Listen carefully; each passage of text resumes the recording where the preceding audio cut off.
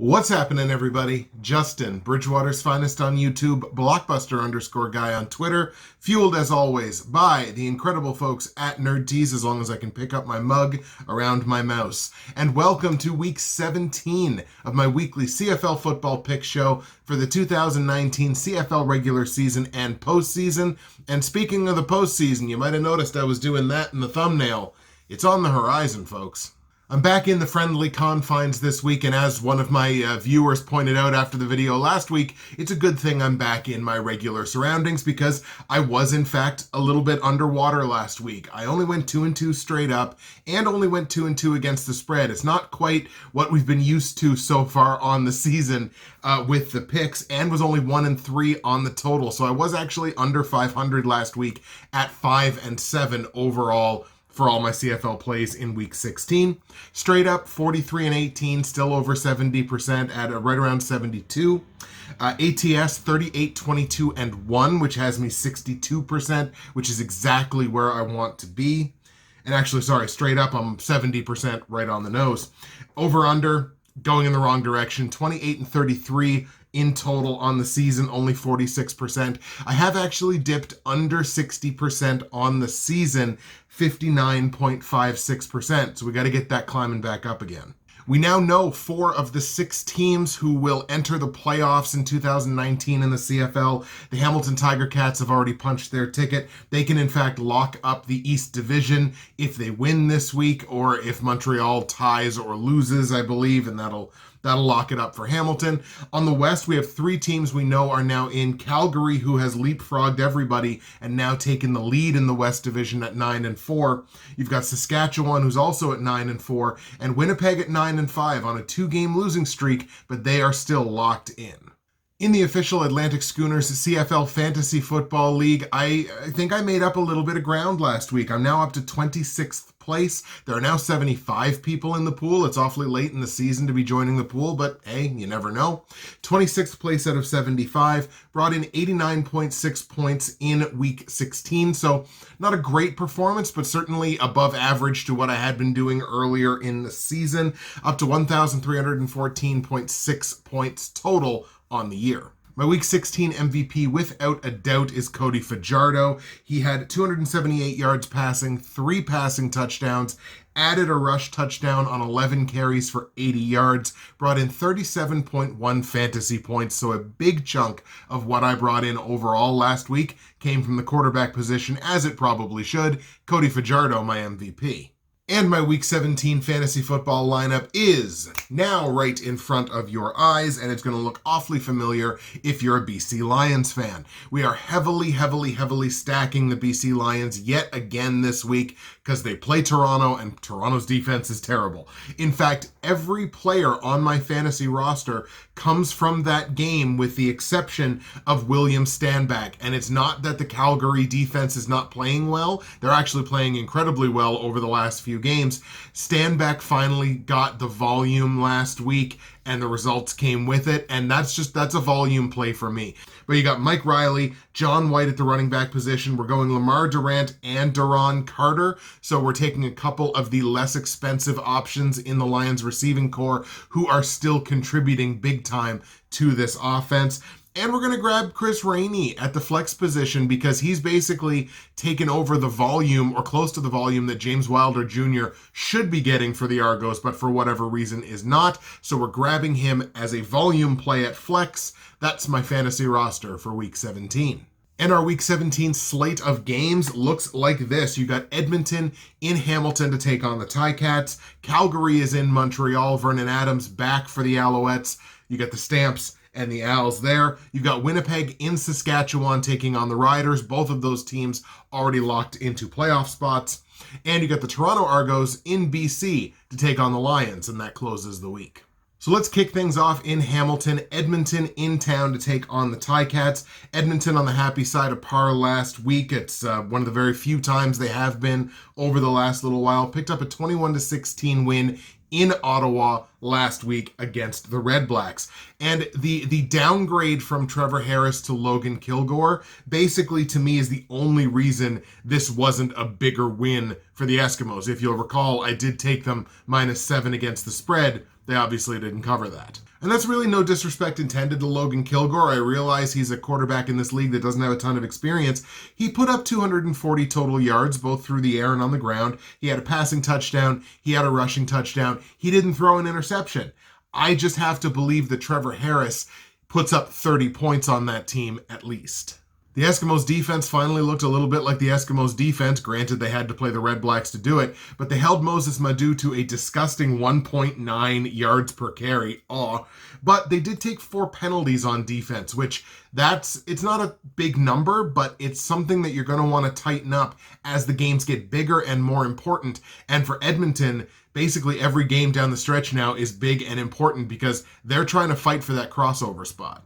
The Hamilton Ticats come into this game 11-3, winners of 2 straight, and actually 3 of their last 4, where they're outscoring opponents by about 8 points a game. They came up with a big 20-point victory in Winnipeg last week, a massive, massive victory for Hamilton that I did not think they were going to get because Winnipeg had been undefeated at home up to that point. But the Ticats did not trail in that football game beyond their second possession of the game. Dane Evans goes for 359 through the air and 3 passing touchdowns, 78% passing, an excellent performance for Evans in that game. Tyrell Sutton acted like the lead back for Hamilton. He carried the ball the most, I think more than twice as much as anybody else. He only generated 25 yards off of 8 carries, but that's about what counts as a lead back in Hamilton these days. Now, the Ticats defense definitely bent. They gave up 402 total yards in that game against Winnipeg, which is understandable. Winnipeg's got a lot of dynamic offensive pieces, but they came up with the defensive stops when they needed them. 5 sacks generated by that defense, knocked down a couple of passes, picked off Chris Streveler a couple of times. They came up with the key play, and that's what great teams do. I got to be perfectly honest, I saw very little in that Edmonton game last week that would lead me to believe that Logan Kilgore will go into Hamilton and beat Hamilton. So I got to lean on the Ticats here. They're the better football team as far as I'm concerned. So we are going to go with the Hamilton Tiger Cats at home to hang a loss on the Eskimos. On the line, Hamilton favored by a full 6 points, which is completely understandable given that the game is in Hamilton. This would be like a -2 or -2.5 were the game taking place in Edmonton, I'm sure.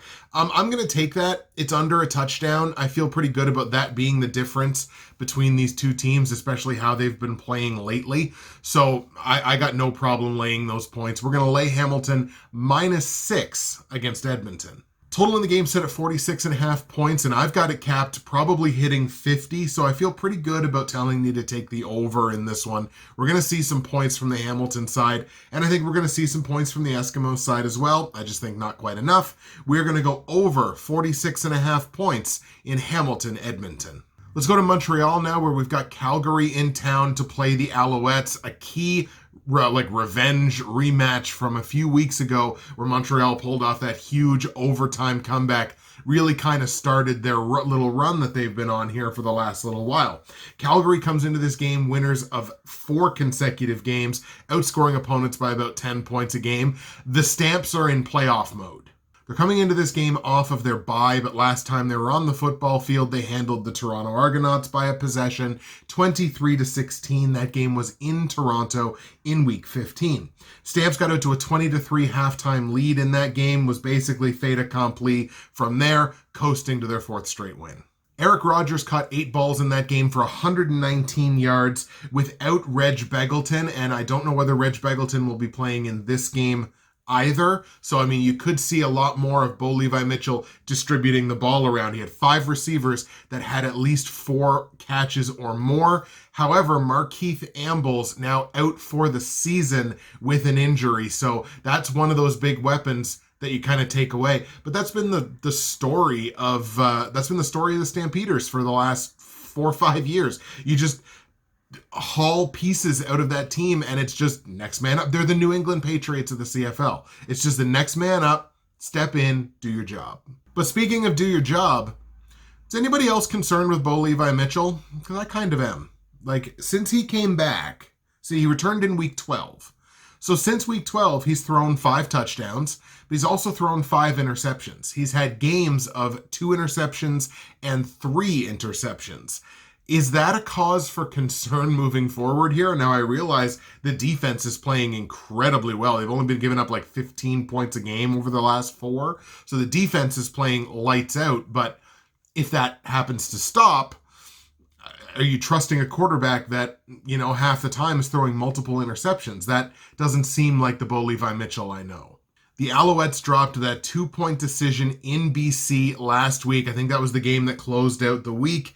That game was always within a touchdown, and Matthew Schiltz, who played quarterback for the suspended Vernon Adams, he managed that football game well enough to win it. But, what was that call at the end? I find this mind-boggling. Okay, so Montreal's on like the 2, I think. They're 3rd and 1 from, I think, the 2-yard line. So they have a choice here because they're only down by 2 points. You can kick the field goal and leave Mike Riley about a minute to get down into field goal range. Or you can do what they decided to do, which was quarterback sneak, because you only need a yard. So I don't 100% disagree with it. Like, if it was me, I would take the points. But clearly in that situation, Kahari Jones did not trust his defense to get the stop that they needed. So I understand that. That's fine. The way the game was going, BC was moving the ball pretty well. I get it. So you want to go for the jugular and then force BC to have to score a touchdown in order to win it. I get it. To do it with Pipkin didn't make any sense to me. Why would you, Schiltz has managed the game well enough up to this point. Why do you not put the game in his hands? Say, you know what? When you've put games in Antonio Pipkin's hands, it hasn't exactly ended very well for you by and large. So just put the game in this new guy's hands. If you're going to have him in, if you were going to give him the start to begin with, trust him at the end of the game. Anyway, that basically spoiled the William Stanback comeback game, basically. Stanback touching the ball 16 times, turned it into 157 total yards. He played very well. It was his first 100-yard rush game since all the way back in week 5. The bottom line for Montreal is Vernon Adams wins that football game. So I don't think they should feel too bad about the loss. It's a team I think they probably should have beaten, and if they had Vernon Adams, I think they win that game. And once again, even in saying that, that's not me hanging the loss on Matthew Schiltz. He wasn't out there for the game's definitive play. I said it a little earlier, Stamps are in playoff mode. You could see it. You could see it when they came out on the field the last couple of games. You're like, oh boy, they're in playoff mode. Okay, they're not screwing around anymore. It's now the Calgary Stampeders, So they're in playoff mode. They want revenge for that Week 10 game that they felt they should have won, and Vernon Adams absolutely stole from them to win that game for the Owls. They want revenge for that. Don't think they don't. The Owls defense likely will not win this football game for them. They haven't exactly been playing the greatest the last little while. I think Calgary almost in a walk in this game, but I do think Vernon Adams keeps it relatively close. We are going to take the Stampeders here, even though the game's in Montreal. Let's take Calgary to beat the Alouettes. On the line, Owls are only 2-point dogs at home, which shows how much respect I guess Vegas has for Vernon Adams. But it's a very small price to pay. I like Calgary to win, so I'm going to lay those 2 points. Let's take the Stamps, -2. Total in the game set at 51 points. I think this is pretty well a perfect total. I've got it right around this number, like a 49-50, something like that. But again, Calgary's defense only allowing 15 points a game over their last 4. They are locked in. They are healthy. I think I got to skew under on this one, so we're going to stay under 51 points in Calgary, Montreal. Before we move forward on our other games this week, I'm going to take the opportunity, as I always do, to plug my incredible friends and sponsors at NerdTees. nerdtees.ca. Use that promo code BWFinest, which is going to save you 15% at checkout. You're going to get free shipping in Canada on any order over $75, or if you're in the US, 2 clicks of a button and everything is in US prices for you. Today's blend is a delicious, it's a classic. It's golden apple spice. So real apple pieces, get some cinnamon in there. It's a green tea. It just makes you feel good. It makes you feel like fall. You can have your pumpkin spice lattes. Give me some golden apple spice from NerdTees. nerdtees.ca, promo code BWFinest. Save your 15%. Get your free shipping. Find yourself something to love, or find someone you love something to love. just in time for Christmas. You can do it at nerdtease.ca. Let's go to Saskatchewan now. Yet another meeting between the Riders and the Blue Bombers. Winnipeg coming into this game, losers of 2 straight games. Actually, these teams going in exact opposite directions because Saski has reeled off 2 straight wins. Winnipeg losing that 20-point decision against Hamilton last week. That game was in Winnipeg. Not a good look at all. And people were talking about it before the game as that's a Grey Cup preview. That's not a Grey Cup preview if this is the team for Winnipeg that shows up in the playoffs, because they ain't getting that far. Strevler was fine for the most part. 300 yards passing, nothing wrong with that. He threw a touchdown. He had a rush touchdown as well. No, he didn't. He ran for 46 yards, but did not have a rushing touchdown. He did throw those 2 interceptions. You'd like to see him a little bit better, but he was 74% on his passing. I mean, he was fine in that game. But the offense turns the ball over 4 times. They allow Strevler to get sacked 5 times, and they miss a field goal. Those things are all momentum killers in a football game that basically when all of those things took place, this game was still in doubt. Like a comeback was still kind of possible. But those things happen, game kind of falls off the rails. It was, however, a breakout game for rookie wide receiver Kenny Lawler. 10 catches for 144 yards in that game last week. He has officially arrived on the scene. Reminds me of a guy whose tires I pumped a little bit last season by the name of Kyron Moore, and now he's like a star wide receiver in this league. So you could be looking at another one right here in Kenny Lawler. He's had 3 games within a 3-game container, 18 catches, 288 yards, and 2 touchdowns. Well, on the season, he's only got 31 catches for 499 and 2 touchdowns. So the vast majority of his damage has all been done in 3 games this season. So basically, it's like the definition of boom or bust. On the Riders sideline, like I said, they come into this game winners of 2 straight. A huge win last week in Toronto, 41-16. Who saw that coming? Hint, I did. The Riders just turned it on in the second half of that game. 28 points. They decided, okay, it's the second half. We're going to wake up now. Boom, boom, boom, boom in the end zone. A game that was never really in doubt. Cody Fajardo, like I mentioned, 4 total touchdowns in that game, one of them coming on the ground. That was the finish to what was a hyper efficient football game. He threw for 85% on his completions, 358 total yards for Cody Fajardo. So not only did he move the ball, he had the finish to put the points on the board as well. I shouted out a rookie. Let's shout out a longtime veteran in this league, Manny Arsenault, scoring what was just his 2nd touchdown since the end of the 2017 season. And you got to wonder, for a guy like that who's 32, he's only played in 18 games, which is right around a full CFL season, but he spread it over the last 2. So at 32 with only 18 games in 2 seasons, I mean, could this be the end of the road for somebody that is an absolute legend in the CFL in Manny Arsenault? It was just nice to see him score a touchdown. It just made you feel good. Both of these teams are in the playoffs now, so I don't expect to see the same kind of intensity that we would have seen from them earlier in the year. That said, I read an article on CFL.ca that said the Blue Bombers are hitting the reset button. Hitting the reset button after these 2 straight losses. Show me. You got to show me. It's all well and good to say you're hitting the reset button, but you got to show me that you're hitting the reset button. I need to see a different team on that football field this week than I saw last week absolutely get their lunch served to them by the Hamilton Tiger Cats, a team that they should be worried about having to play down the line deep in the playoffs. So I want to see a different team on the field. I'm taking the Winnipeg Blue Bombers this week. That goes against the stats, especially over the last 4 or 5 games. I'm taking the Bombers. I'm going to trust that this team is going to hit that reset button and show me something different on the field. If you don't, oh boy, but I'm trusting you this week. Do not let me down. On the line, the Riders are completely justifiably 5-point favorites at home. This might not be a terrible place to hedge, but I mean, I'm taking the Bombers to win, so obviously I'm going to double down here and go Winnipeg +5. I will gladly take those points. You might want to consider a hedge here, but you never know. It depends on how much you believe in the Blue Bombers.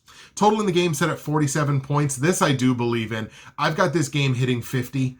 it could press 53, 54. So I feel pretty darn good about going over on a 47. We're going to go over 47 points in Winnipeg Saskatchewan. And the last game we're going to look at sees the BC Lions at home taking on the Toronto Argos. Speaking of two teams going in opposite directions, Toronto 1-3 in their last 4 games. The Lions have reeled off 3 wins in their last 4. 3 straight wins, in fact.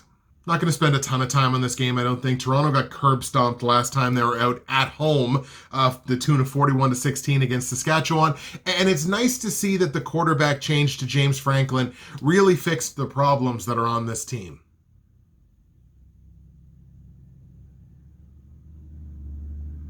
Look, the fact of the matter is nobody can convince me that James Franklin going out there throwing 70%, nothing wrong with 70%, but only throwing for 208 yards and throwing 2 interceptions, there's nobody that can convince me that he makes this team better than McLeod Bethel Thompson does.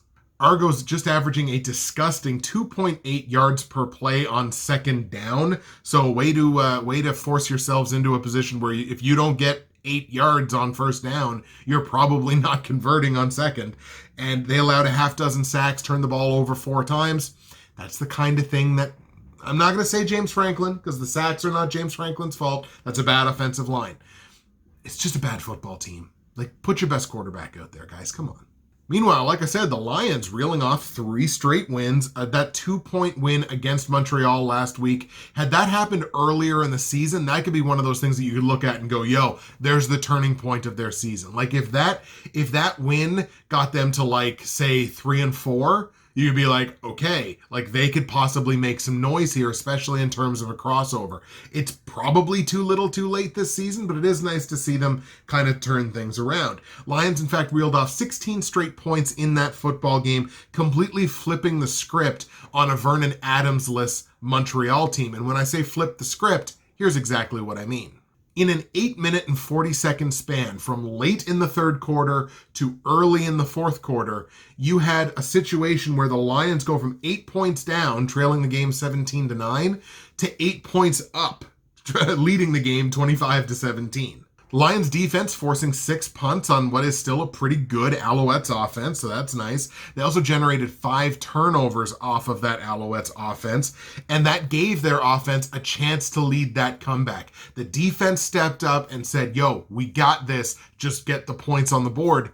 That's exactly what they did. It was a hell of a game for BC. The Argos here are a tire fire. Like, there's no other way to put it. They are a tire fire that is still burning and raging hard. And at least the Lions are playing like a team that wants to win games. And they've shown that over the last 4. So I'm going to skew on the side of the team that looks like they want to win games. That's the BC Lions. So we're going to take the Lions at home to beat Toronto. On the line, the Lions are favored by 9.5 points, which is a real big number. But not only is the offense playing better, the defense is playing better too. They benefit from the fact that they played Ottawa a couple of times, but Ottawa and Toronto, basically the same team as far as I'm concerned. And all of Toronto's losses against the West Division have come by at least 7 points. So is 10 points crazy? No, multiple of those losses, in fact, have happened by 10 points. This is kind of a coin flip for me, but I don't think Toronto has anything for them, especially if James Franklin is still the quarterback. I'm actually going to lay those points. I'm going to take the BC Lions.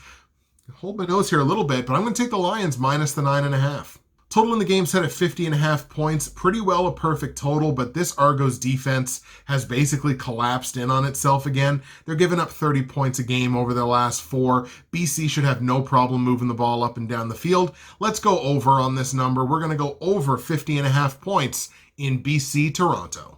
There you go, folks. Those are your picks for Week 17 action in the CFL, and we'll run them down here for you one more time. I've got the Hamilton Tiger Cats at home defeating Logan Kilgore and the Edmonton Eskimos, and we're going to lay the 6 points on the favored Ticats, Hamilton -6, in a game that goes over 46.5 points. We've got the Stampeders on the road in Montreal, getting revenge for that loss in Week 10. I'll take the Stampeders to win, and we're going to lay the 2 points on Calgary as the favorite on the road in a game that stays under 51 points. I've got the Winnipeg Blue Bombers in Saskatchewan beating the Roughriders, and we are going to take Winnipeg +5 against the spread in a game that goes over 47 points. And in the week finale, we've got the BC Lions at home hanging a loss on the Toronto Argos, holding our nose a little while we lay 9.5 points on the BC Lions at home in a game that goes over 50.5. Folks, your boy's on vacation. Been on vacation since Sunday. Really enjoying my time so far. Headed off to Halifax for a few days as of tomorrow morning, but I will be watching the CFL games closely while I'm in my posh, nice little hotel room that all this YouTube non-money pays for. Thank you so much for taking the time to watch the episode this week. I hope you enjoy the CFL games in week 17. I hope you've been enjoying the NFL, CFL back-to-back content. Let me know about that, though. Is that too much content for you? We're talking about like basically an hour and a half of content in 2 days. Is that too much content for you? Should I look at changing things up next season, whether it's in my scheduling or what have you? Any comments related to that, toss them in the comment section below. Let's have a conversation about it. Thank you so much for watching. I hope you enjoy the games this week. That's it for me, Justin, Bridgewater's Finest on YouTube, Blockbuster_guy on Twitter, fueled as always by the incredible folks at Nerd Tees. I will see you all again when I'm back from vacation. Next CFL episode, week 18, coming on Wednesday.